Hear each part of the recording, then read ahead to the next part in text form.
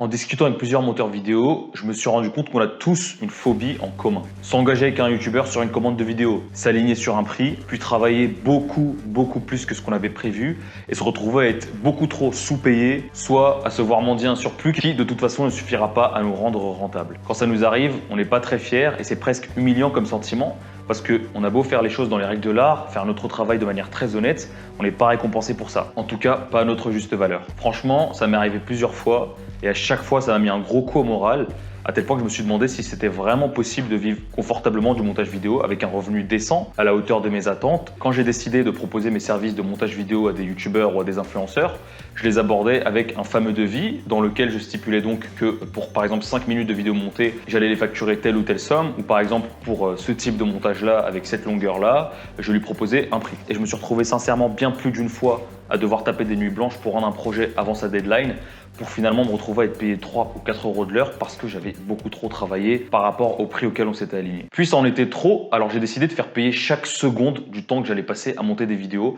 ou à rendre service à des gens pour qui je n'avais aucune raison de travailler gratuitement. Et je vous assure que ça a totalement changé ma manière d'aborder le pricing.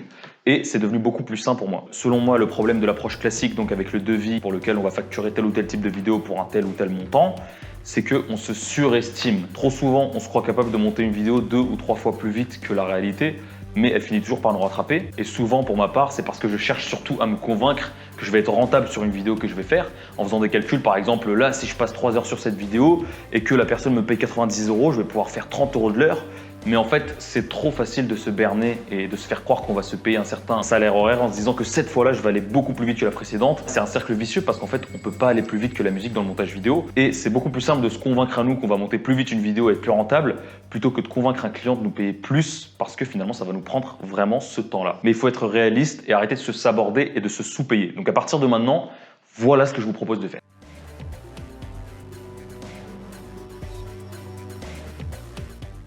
Premièrement, vous décidez du salaire horaire que vous voulez vous verser. L'heure de travail, c'est pas que le montage vidéo sur le logiciel, c'est aussi tout le temps que les préparatifs pour cette vidéo vont prendre. Donc, quand vous allez créer les dossiers, etc.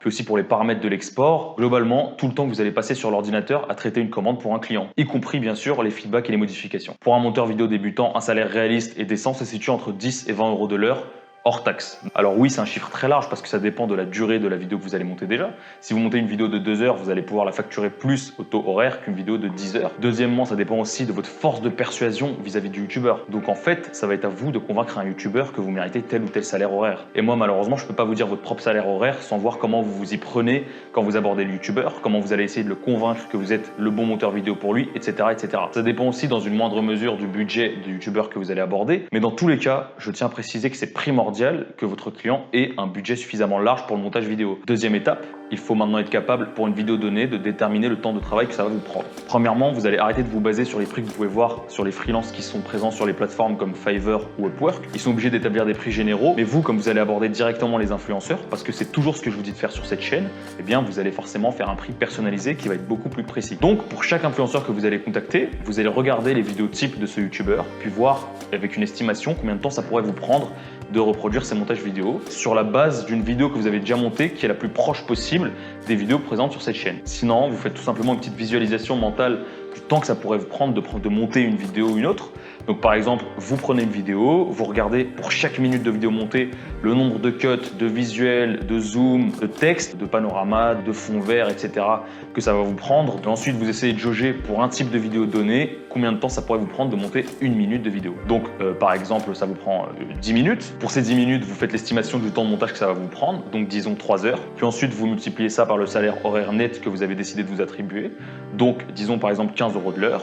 Et bien là, pour le cas présent, ça fait 45 euros. Là déjà, vous avez une estimation réaliste du temps de travail que ça va vous prendre pour une vidéo donnée, pour un influenceur donné. Maintenant, même comme ça, c'est toujours difficile d'estimer avec précision le temps que vous allez passer derrière un montage vidéo. Encore plus si vous êtes encore débutant, vous avez peu d'expérience parce que vous ne savez pas bien vous jauger. Mais quand on aborde un client pour lui proposer le service, on est quand même obligé de chiffrer et de proposer un tarif parce que c'est le premier élément ou un des premiers éléments qu'il va regarder pour juger notre offre déjà dans sa globalité. Élément très important, après avoir formulé votre offre et donné votre tarif, précisez aussi que vous vous attribuez encore le droit de modifier le tarif que vous allez demander à ce youtubeur à la suite de la première vidéo. Et il n'a aucune raison de refuser parce que le plus important pour lui, c'était d'avoir un ordre de grandeur du prix que vous allez lui demander. Et c'est très bien que même après modification, vous n'allez pas non plus tripler vos prix. Et vous, à côté de ça, ça vous garantit déjà une première vidéo quasiment dans vos frais parce que vous avez pris la peine de faire une estimation vraiment réaliste du temps de travail que ça va aller vous prendre. Et à partir de la deuxième vidéo que vous allez monter pour lui, s'il vous recontacte, ce que je vous souhaite, vous allez être payé à la seconde près de travail que vous allez donner et vous n'allez pas donner une seconde de votre temps à vos clients parce que vous n'avez aucune raison de le faire, parce que vous êtes payé pour travailler, point barre. Alors le modèle a quelques failles, par exemple si le youtubeur vous demande de monter différents formats de vidéos, vous n'allez pas lui demander à chaque fois de jauger le temps que ça va vous prendre pour ensuite modifier vos tarifs, etc. Mais bon, a priori, si vous avez fait une vidéo de test, vous allez au moins être au courant du niveau d'attente et d'exigence de ce youtubeur et vous allez quand même être beaucoup plus apte à jauger le temps de travail que ça va vous prendre, même pour des formats différents de la vidéo que vous aurez montée en premier. Alors tout ça, c'est bien beau. Et la question et le challenge sous-jacent, c'est de trouver un vidéaste ou un influenceur qui va accepter de vous payer selon le tarif horaire que vous êtes vous-même fixé. Tarif forcément plus élevé que ce que vous proposiez avant parce que vous refusez maintenant de travailler dans le vent pour 3 ou 4 euros de l'heure. Donc dans un premier temps, ça implique de trouver un influenceur qui a les moyens vraiment de déléguer son montage vidéo. Méfiez-vous, c'est pas parce qu'il cherche un monteur vidéo ou parce qu'il est intéressé par l'offre que vous lui avez faite qu'il a forcément les moyens de déléguer son montage vidéo. Et ça, vous le sentirez directement quand l'influenceur ne va même pas chercher à comprendre la raison pour laquelle vous avez établi votre prix à cette hauteur-là, mais va tout de suite vous parler de ses contraintes budgétaires, de ses impôts, de sa TVA, des personnes qu'elle a à charge et du fait qu'elle ne peut absolument pas se permettre un tel prix pour son montage vidéo.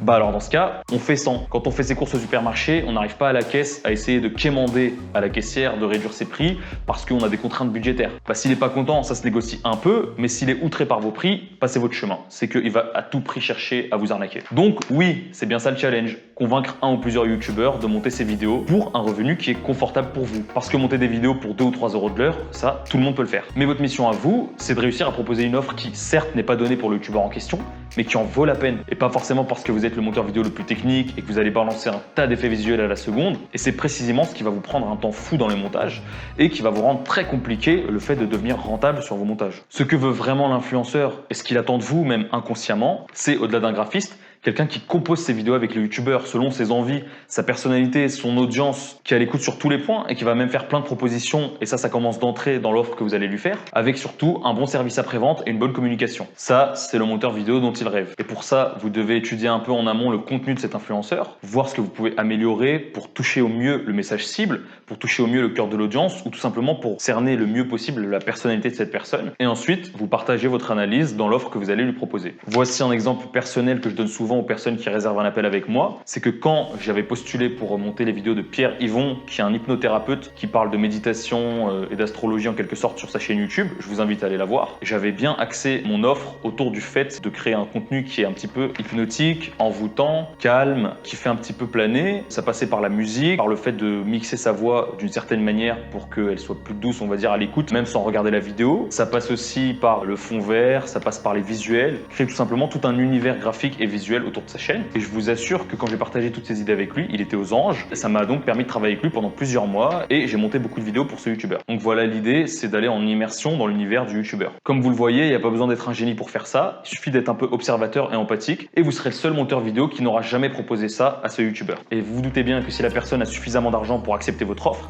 elle sera extrêmement tentée par cette offre super alléchante, par une offre qui épouse parfaitement ses envies et qui est bien plus convaincante à mon avis que je monte tes vidéos pas chères. Même si j'imagine que c'est pas comme ça que vous allez aborder les youtubeurs. J'ai rapidement compris à mes débuts que en fait j'étais plus perçu comme un youtubeur qui allait pouvoir dépanner pas très cher que pour le monteur vidéo que j'aspirais à être, à savoir être bien rémunéré et satisfaire totalement mon client. Je vous conseille donc de changer votre approche selon les idées que j'ai pu partager avec vous dans cette vidéo et de surtout bien travailler votre offre parce que c'est vraiment le point de bascule entre un monteur vidéo qui ne trouve pas de clients ou qui est sous-payé et le monteur vidéo indépendant qui vraiment dégage un revenu confortable et qui peut vivre vraiment sa vie de nomade digital comme il l'entend. Je vous conseille donc fortement de réserver un appel gratuit avec moi parce que je vais justement vous donner des conseils qui sont personnalisés, qui vont vous permettre de réaliser une offre qui est bien plus percutante, qui vend du rêve à votre client et qui va vous permettre d'être payé à la hauteur de vos ambitions et aussi potentiellement réussir à trouver vos premiers clients. Si ça vous intéresse, c'est le premier lien dans la description. Je vous rappelle que c'est totalement gratuit.